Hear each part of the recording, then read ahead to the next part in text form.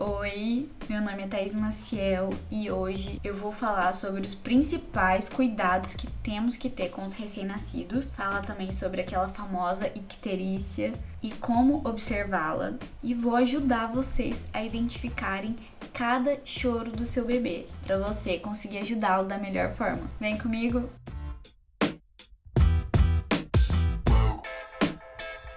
Quando a gente descobre que tá grávida, passa mil coisas na nossa cabeça, né? O sexo do bebê, o nome que a gente vai escolher, qual é a melhor mala pra maternidade, quantas roupas por dia o bebê usa, se o meu parto vai ser normal, se vai ser cesárea, e por aí vai. Quando chega no terceiro trimestre, a ficha cai. A gente fica assim, e agora? Agora é a hora, gente, eu vou dar conta desse bebê, será que eu vou dar conta desse bebê? A gente começa a respirar fundo assim e fala...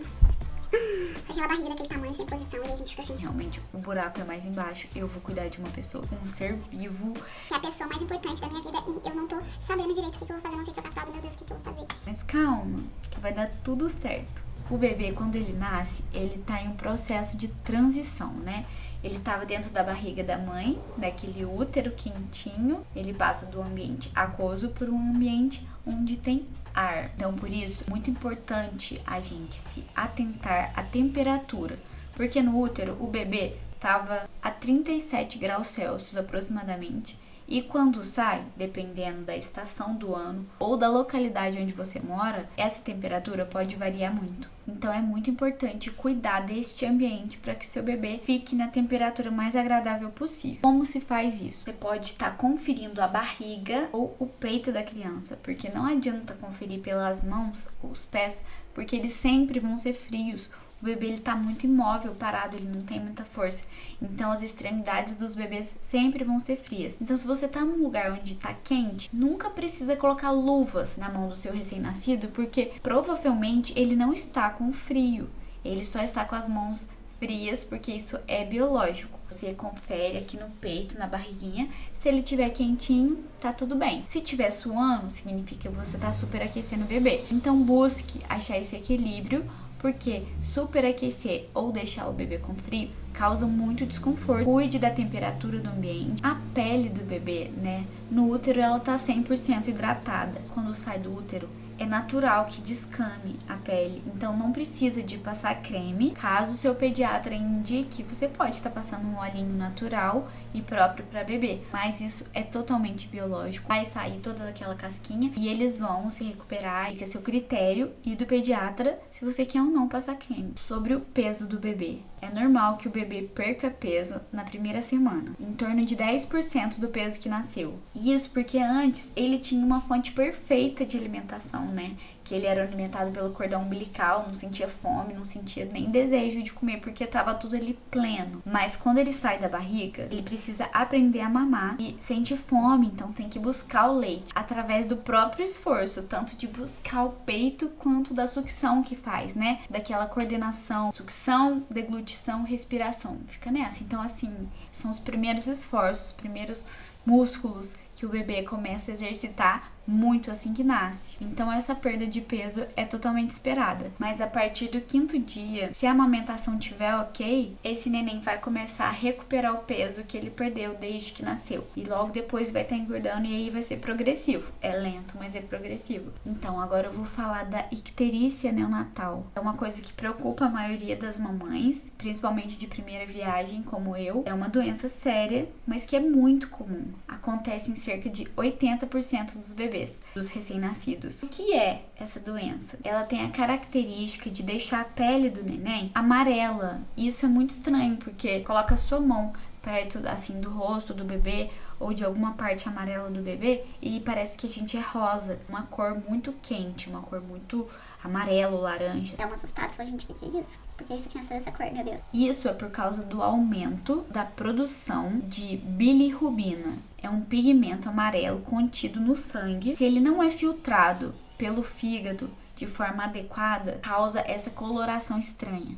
Mas o fígado da criança, ele é muito imaturo, então é natural que isso aconteça, por mais que não seja o ideal, isso acontece muito. O fígado da criança não filtra direito aquela bilirrubina O que o pediatra e você deve observar no seu neném, não só se está amarelo, mas a quantidade excessiva desse amarelo. Porque dependendo dessa quantidade, pode ser que essa criança precise de um tratamento específico através de uma luz. É uma luz artificial que geralmente fica no berçário, e quando a criança apresenta esses sintomas nos primeiros dias de vida, ajuda que essa coloração se dissolva. Mas quando não há excesso, aquele amarelo não progride, a Jade nasceu, a icterícia dela não passava para a perna, ela era só daqui para cima. Então o médico achou melhor a gente só tratar com o sol. Os banhos de sol com a pele toda exposta, naturalmente foi regredindo. E isso é o que acontece com a maioria das crianças. Mas o seu pediatra vai indicar exatamente as horas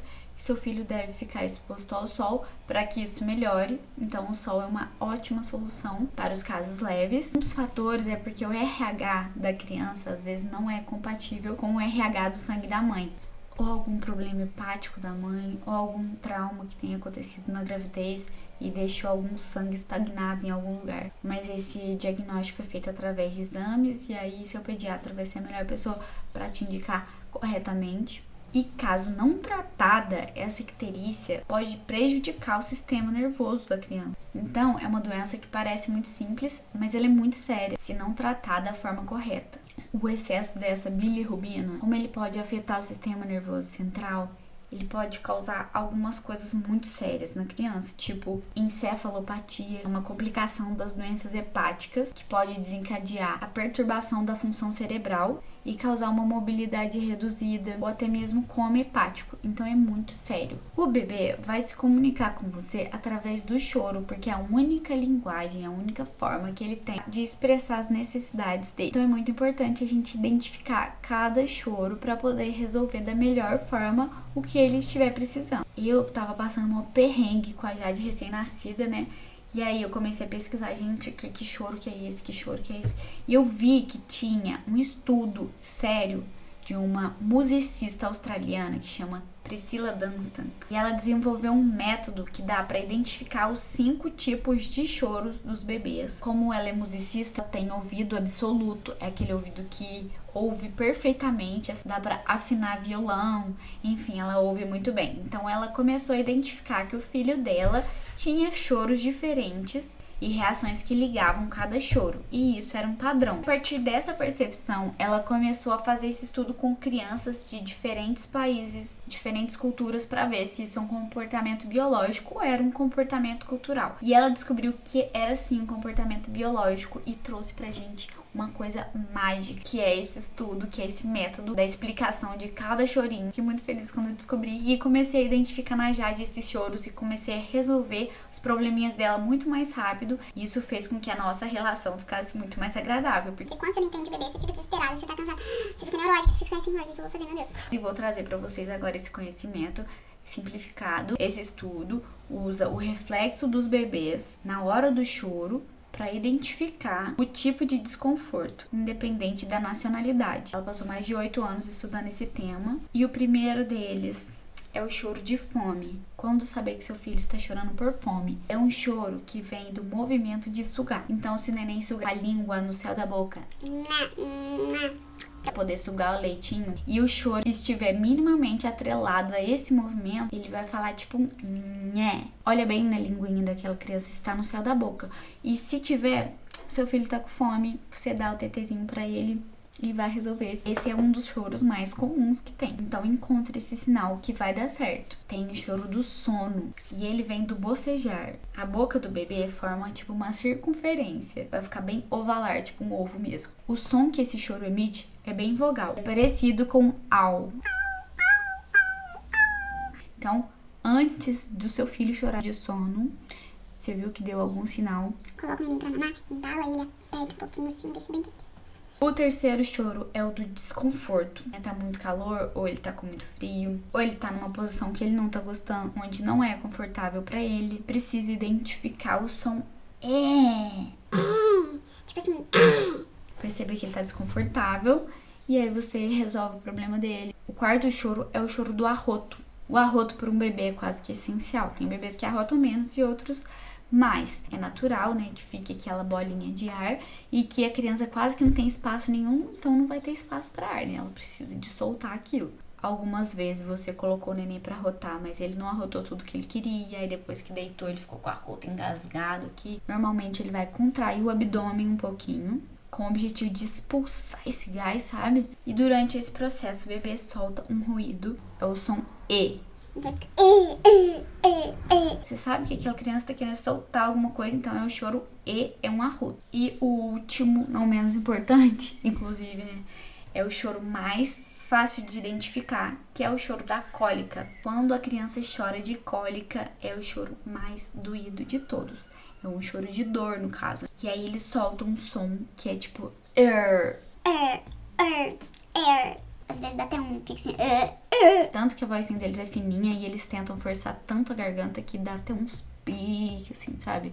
É um choro desesperador e é o choro mais fácil de identificar, porque deu mamar, viu se tá confortável, colocou pra rotar. Então, o que pode ser cólica, porque quando o neném tá com cólica, a gente pode tentar fazer massagem, pode colocar num banho, colocar compressa de água quente, mas isso é natural, é esperado, porque o intestino do bebê é imaturo, então ele tá aprendendo agora a digerir as primeiras proteínas, os primeiros nutrientes, os primeiros carboidratos, entende? Essas foram as minhas dicas para identificação dos choros dos bebês, e esses foram os principais cuidados e informações que eu acho que uma mamãe que acabou de ter um bebê ou prestes a ter um bebê, importante que esteja ciente, porque são coisas que vão favorecer muito o seu dia a dia se você já souber isso antes do seu neném nascer. Então esses foram os principais cuidados com o recém-nascido que eu selecionei aqui a partir da minha experiência com a Jade, contando pra vocês o que eu realmente considero mais importante. A gente vai saber da melhor forma como agir no momento certo. O vídeo de hoje foi isso. Eu espero muito que vocês tenham gostado.